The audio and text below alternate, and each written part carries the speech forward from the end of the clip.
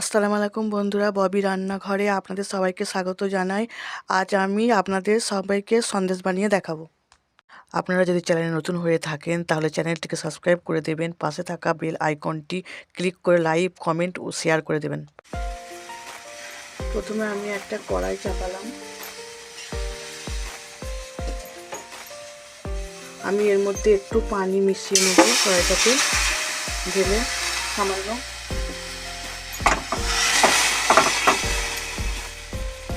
তারপর 250 গ্রাম দুধ ঢাললাম, কারণ পানিটা মিশালে দুধটা ঢালার পর ওইটা লেগে যাবে না তলায়।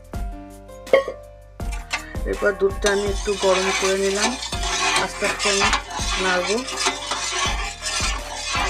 সামান্য একটু গরম হয়ে যাওয়ার পর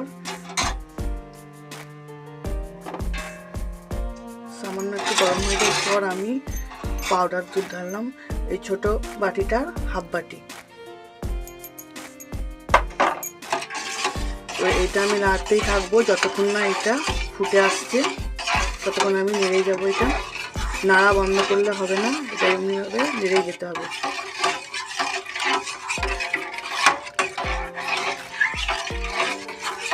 যতক্ষণ না এটা ফুটছে আমি এটা নেড়ে যাবো।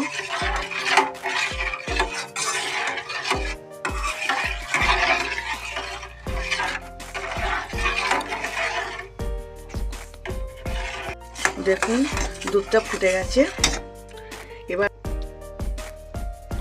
দুধটা দেখুন ফুটে গেছে। এবার আমি বাটির হাফ বাটি চিনিটা দিলাম। চিনিটা অল্প পরিমাণেই দেবেন, কারণ সন্দেশে খুব বেশি মিষ্টি হলে ভালো লাগে না খেতে, হালকা মিষ্টিটাই খেতে ভালো লাগে। এবার এটা আমি নেড়েই যাব। চিনিটা দিয়ে আমি বেশ কিছুক্ষণ নাড়বো। এটা দেখুন এরকম এটা ফুটছে।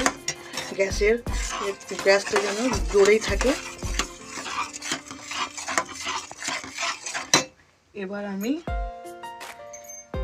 সামান্য 1 চামচ কর্নফ্লাওয়ার নিয়ে পানিতে গুলে আমি এটা এর মধ্যে ঢেলে দেবো। এর মধ্যে কর্নফ্লাওয়ার 1 চামচ নিয়ে আমি গুলে ঢেলে দিলাম। কর্নফ্লাওয়ারটা দিলে কি হয়, খুব তাড়াতাড়ি ঘন হয়ে আসে, বেশি টাইম লাগে না ঘন হতে। সেই জন্য আমি কর্নফ্লাওয়ারটা দিয়ে দিলাম। এরকম করে এবার আমি নাড়তে থাকবো। গ্যাসটা যেন জোরেই থাকে, কমে না থাকে। এরপর আমি 2টো এলাচ দিয়ে দেবো। এলাচটা দিলে সন্দেশের গন্ধটা ভালো আসে এবং খেতেও একটু ভালো লাগে। দেখুন কতটা ঘন হয়ে গেছে। এরকম করে নাড়তেই হবে, নাড়া বন্ধ করলে এটা ধরে যাবে। ওই জন্য এটাকে একভাবে লেগেই যেতে হবে। দেখুন বন্ধুরা কতটা ঘন হয়ে গেছে। এরকম করে চারিদিকটা এরকম করে তলা থেকে চারিদিকটা এরকম করে নেড়ে নিতে হবে, না হলে লেগে যাবে। এটা এরকম করে সন্দেশটা এরকম করে লাগবেন, তারপর চারিদিক থেকে এরকম করে নেড়ে নেবেন। কতটা ঘন হয়ে এসেছে সন্দেশটা দেখুন।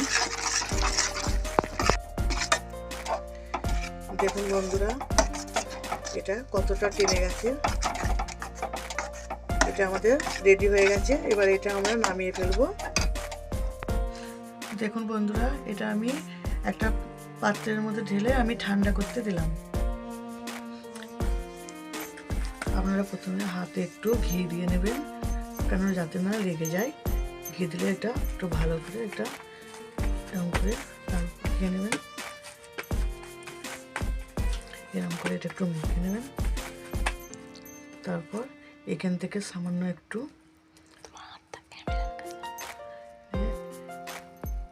এরকম করে একটু গোল করে নেবেন।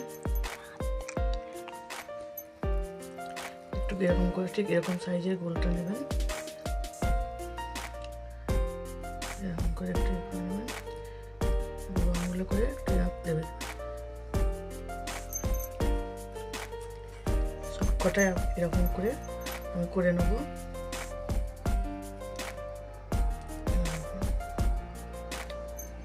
এরকম করে একটু চ্যাপটা করে নেবেন। যাদের বাড়িতে সন্দেশ করার ছাঁচ নেই তারা একটু এই কাঁটা চামচ দিয়ে এরকম করে একটু ডিজাইন করে নেবেন, মধ্যখানটা একটু এরকম করে। দেখুন কত সুন্দর হয়েছে সন্দেশটা।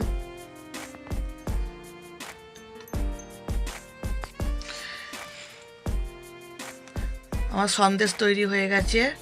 দেখুন সন্দেশগুলো কত সুন্দর হয়েছে, দেখুন কত সুন্দর সন্দেশগুলো হয়েছে আমার। আপনারা নিশ্চয়ই বাড়িতে ট্রাই করবেন। দেখা হচ্ছে নেক্সট ভিডিওয়।